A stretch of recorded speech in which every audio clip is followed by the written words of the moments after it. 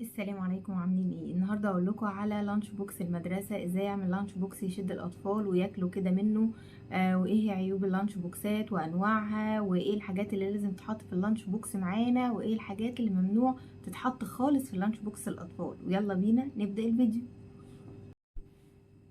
اول حاجه معانا ان اللانش بوكس هو 6 انواع. ال6 انواع ده عباره عن النوع المسطح اللي مش متقسم.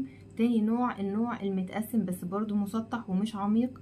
تالت نوع النوع اللي بيبقى اجزاء فوق بعضيها. رابع نوع بيكون النوع اللي معاه الفلاسك بتاعته، او النوع اللي فيه قطع كتير منفصله عن بعضها. طيب الانواع دي ليها عيوبها. ايه هي العيوب بتاعتها؟ اول حاجه اللي هو المسطح اللي مش متقسم.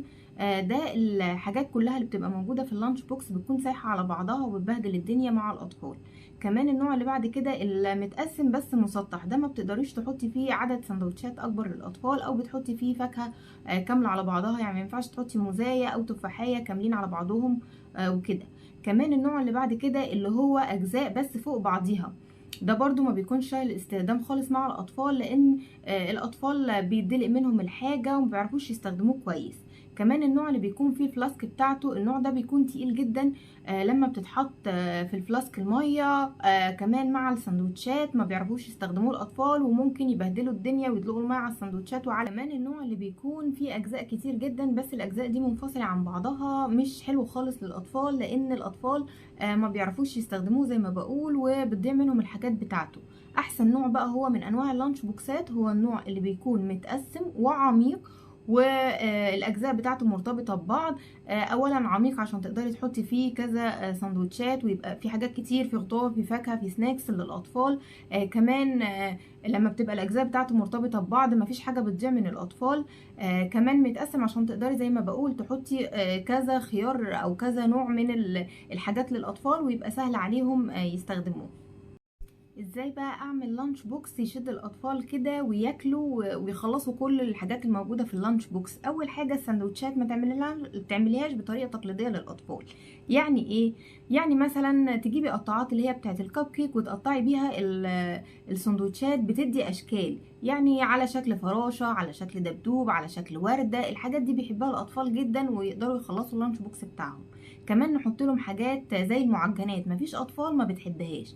بانكيك بقى، كب كيك، مافن، ميني بيتزا، كرواسون، الحاجات دي كل الاطفال بتاكلها وبيحبوها جدا. نحط لهم فشار مغذي والاطفال برضو بتحبه. نحط كمان مكسرات مغذية جدا للاطفال وكلهم بيحبوها، حتى لو حاجات بسيطة من المكسرات. سوداني مثلا، لو هتحطي فاكهة او خضار للاطفال ما تحطيهاش قطع سليمة زي ما هي على بعضها كده. يعني الفاكهة تقطعيها مكعبات وتحطيها في العلبة اللي بتكون مع اللانش بوكس، اللي هي شبه علبة الزبادي، وتحطي معاها شوكة او ستيك للاطفال يقدروا ياكلوا بيها. وما تنسيش تعصري عليها نص ليمونة عشان لون الفاكهة ما يتغيرش.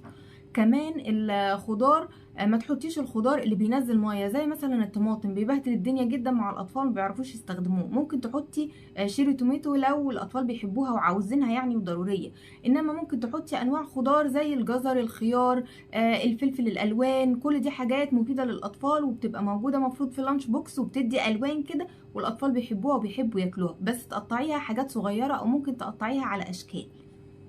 في شوية بقى ممنوعات، ممنوع اصلا تحطيها للاطفال في لانش بوكس المدرسة من الاساس. اول حاجة اللحوم المصنعة.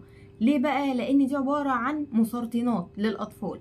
فيعني بلاش تبقى الوجبة الاساسية للاطفال كل يوم هوت دوج وسلامي وبرجر والحاجات دي. لو الطفل نفسه فيها او عايزها ممكن تكون مرة كل اسبوع او كل اسبوعين. بلاش نحطها بشكل دوري او بشكل يومي للاطفال. كمان بلاش نحط بيض للاطفال لانه بيبوظ بسرعة، غير كمان انه بيعمل ريحة ومبيبقاش حلو خالص. كمان بلاش نحط للاطفال زي ما قلت الخضار اللي بينزل مية زي الطماطم. ممنوع كمان تحطي فاكهة على بعضها لان مش بتبقى كويسة للاطفال، مش بيحبوها ومش بيحبوا ياكلوها. قطعها لهم اشكال، وبلاش الفاكهة اللي لونها بيغير او بيسود زي الموز. حطي فاكهة زي الكيوي، زي الفراولة، زي العنب، زي البلح، الحاجات اللي بتفضل محافظة على شكلها لاخر الوقت. بلاش كمان اللانش بوكس يكون كله مقالي للاطفال. يعني ما نبقاش عاملين لهم ناجتس بالزيت وبانيه بالزيت وحاطين لهم بطاطس محمره بالزيت. ممكن مره كل فين وفين، ما تبقاش بشكل يومي او بشكل مستمر للاطفال، لان برضو دي مضره بصحه الاطفال ومش حلوه خالص. بلاش اللانش بوكس كمان يكون اوفر دوز سكريات بالنسبه للاطفال، يعني حاطه لهم كاندي، حاطه لهم سندوتش نوتيلا، حاطه لهم سندوتش مربى، حلاوه. بلاش الحاجات دي كلها تكون مع بعضها، خلي في توازن كده، يعني في خضار، في فاكهه، في حاجه سناكس او حاجه كاندي حابينها، في ساندوتش، حاجات من اللي احنا قلنا عليها عشان يبقى في توازن، وحاجات تديهم طاقه مش حاجات كتير. بلاش كمان السندوتشات اللي مليانه صوصات، يعني لان الصوصات بتبهدل الدنيا وبتبهدل اللانش بوكس وبتبهدل الاطفال نفسهم وما بيعرفوش يستخدموها لوحدهم. فبلاش نحط حاجات مليانه صوصات كتير كده عشان ما تغرقهمش وهما بياكلوا. خلي بالك بقى ان اللانش بوكس ما بتحضرش من بالليل للاطفال، لان طبعا هيقعد فتره بالليل وبيقعد فتره ال7 ساعات ولا 8 ساعات مع الاطفال في المدرسه، ففي حاجات كتير بتبوظ وريحتها بتطلع وما بتبقاش حلوه خالص للاطفال. كمان ما تحطيهوش في الميكرويف عشان ما يبص. وبصي على العلبه بتاعه اللانش بوكس ان مكتوب عليها 5 بي بي، دي معناها ان البلاستيك ده امن الاستخدام، ان يتحط فيه اكل للاطفال. خلي بالك كمان اللانش بوكس كمان يكون موجود فيه مناديل للاطفال، سواء وايبس او مناديل عاديه عشان يمسحوا بيها ايديهم بعد ما ياكلوا. ولو حاطه لهم خضار او فاكهه يا ريت ما تنسيش تحطي شوكه او ستيك يقدروا ياخدوا بيها الفاكهه او الخضار ده. اخر حاجه بقى معانا في الفيديو، اتاكدي ان الطفل بيقدر يفتح اللانش بوكس بتاعه بنفسه، يعني سهل عليه كده يفتحه ويقفله.